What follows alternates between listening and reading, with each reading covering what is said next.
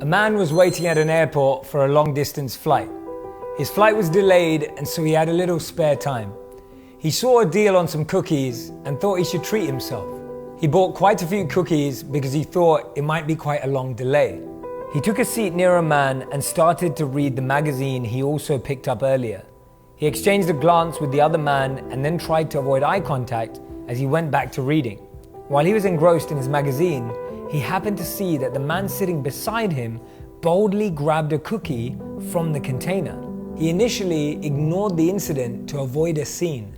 He grabbed a cookie himself and went back to his magazine. But the man seemed to have enjoyed the cookie so much, he took another one and started eating it too. This continued for a while, and with each passing moment, he began to get more and more irritated.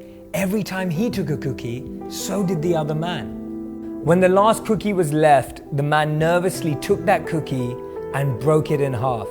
He offered the other to the man and smiled. The man took the cookie and could not believe the other man's nerve. He was thinking in his head, how ungrateful could that man be?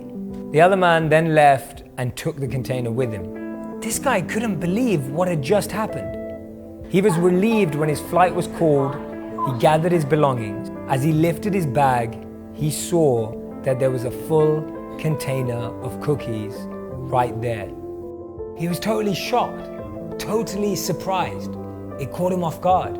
He thought to himself, if my cookies are here, then wait, those cookies were his. The other man had shared his cookies whilst he was thinking he was the one doing the sharing. Whilst he was angry and irritated, the other man was being generous and kind. He felt so bad for what had happened, but he couldn't find the other man anywhere and didn't know how to apologize. Things are not always as they appear. Sometimes we make quick assumptions about people, circumstances, and situations. We judge them, label them, and put them into a box, not recognizing that there is a much bigger picture.